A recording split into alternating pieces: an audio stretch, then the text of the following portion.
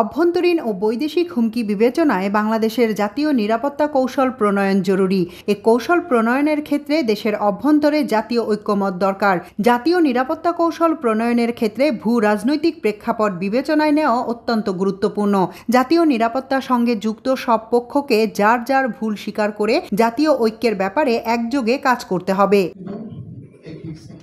বৃহস্পতিবার আমার দেশ কার্যালয়ে আয়োজিত জাতীয় নিরাপত্তা নীতিমালা প্রণয়ন শীর্ষক গোলটেবিল আলোচনায় বক্তারা এসব মন্তব্য করেন। আমার দেশ এবং নেক্সাস ডিফেন্স অ্যান্ড জাস্টিস যৌথভাবে এই গোলটেবিলের আয়োজন করে।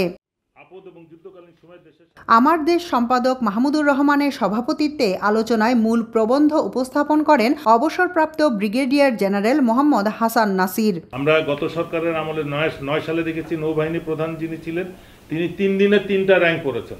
গোলটেবিল আলোচনায় মূল প্রবন্ধ উপস্থাপন করে মোহাম্মদ হাসান নাসির বলেন, বিগত সরকারের আমলে অবসরপ্রাপ্ত মেজর জেনারেল তারিক সিদ্দিককে প্রতিরক্ষা ও নিরাপত্তা বিষয়ক উপদেষ্টা হিসেবে নিয়োগের মাধ্যমে বাংলাদেশের সশস্ত্র বাহিনী সহ সব সামরিক ও বেসামরিক গোয়েন্দা সংস্থাকে দলীয়করণ করে অকার্যকর প্রতিষ্ঠানে পরিণত করা হয়। তারা দেখা যাচ্ছে যে ওই পূর্বের সরকারের বিডিআর হত্যাযজ্ঞের প্রসঙ্গ তুলে ধরে সাবেক এই সেনা কর্মকর্তা বলেন, সামরিক বাহিনীর কিছু দুর্নীতিগ্রস্ত কর্মকর্তাকে জাতীয় গোয়েন্দা সংস্থা এনএসআই, ডিজিএফআই এবং র্যাবে বদলি করার পাশাপাশি সৎ, দক্ষ ও দেশপ্রেমিক অফিসারদের তালিকা করে সুপরিকল্পিতভাবে বিডিআরে বদলির মাধ্যমে 57 সেনা কর্মকর্তাকে হত্যা করা হয়।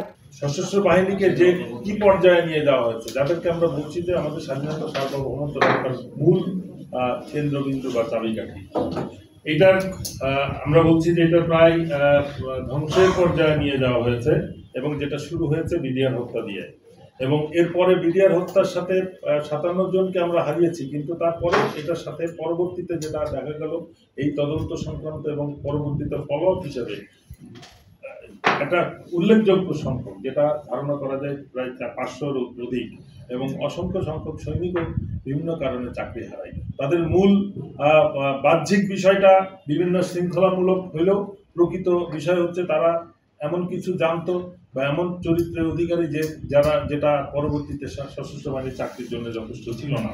সভাপতির বক্তৃতায় আমার দেশ সম্পাদক মাহমুদুর রহমান বলেন, অভ্যন্তরীণ ও বৈদেশিক হুমকি বিবেচনায় নিয়ে বাংলাদেশের জাতীয় নিরাপত্তা কৌশল প্রণয়ন জরুরি। এক্ষেত্রে ভূ রাজনৈতিক প্রেক্ষাপটটি আমাদের বিবেচনায় নিতে হবে। বাংলাদেশের যে সিস্টেম অফ গভর্নমেন্ট, এটাকে পরিবর্তন না করে বাংলাদেশের কোনো রিফর্ম ফলপ্রসূ। দেশের চলমান সংস্কার প্রক্রিয়াকে এগিয়ে নেয়ার উপর গুরুত্ব আরোপ করে তিনি বলেন, সংস্কার না হলে কার্যকর জাতীয় নিরাপত্তা নীতি প্রণয়ন করা সম্ভব নয়। সিস্টেম অফ গভর্নমেন্ট তাহলে পরিবর্তন করতে হবে। আমাদের এখানে ওয়েস্টমিনিস্টার ফেল করে গেছে, তাহলে কি হওয়া উচিত? আমি ব্যক্তিগতভাবে মনে করি যে আমেরিকা, ফ্রান্স এবং তুরস্ক, এই 3টা দেশের স্টাইলে এখানে প্রেসিডেন্সিয়াল ফর্মে ফিরে আসা উচিত। দুর্ভাগ্যবশত এটা নিয়ে কোনো আলোচনা, কোনো প্রস্তাব আমি কোথাও দেখি নাই। কারণ আপনি যদি প্রেসিডেন্সিয়াল সিস্টেমে ফিরে আসেন এবং রাষ্ট্রপতি যদি নির্বাচিত হয় জনগণের ভোটে, এবং সেখানে চেক অ্যান্ড ব্যালেন্সের জন্য যদি আমি একটা পার্লামেন্ট রাখতে পারি, যেরকম আমেরিকাতে কংগ্রেস আছে, যে প্রেসিডেন্ট বাজেট পাস করতে পারবে না কংগ্রেস অ্যাপ্রুভ না করা পর্যন্ত, এরকম যদি চেক অ্যান্ড ব্যালেন্স রাখতে পারি এবং এই প্রেসিডেন্টকে যদি বাধ্য করতে পারি যে আপনি 2 টার্মের বেশি পারবেন না প্রেসিডেন্ট থাকতে। আমেরিকাতে যেটা হয়, ট্রাম্প সাহেব 2বার এবার প্রেসিডেন্ট হয়েছেন, 3য়বার আর উনি হতে পারবেন না, কিংবা আগে যারা হয়েছেন 3য়বার হতে পারবেন না। তাহলে কি হবে? তাহলে ফ্যাসিস্ট তৈরি হবে না।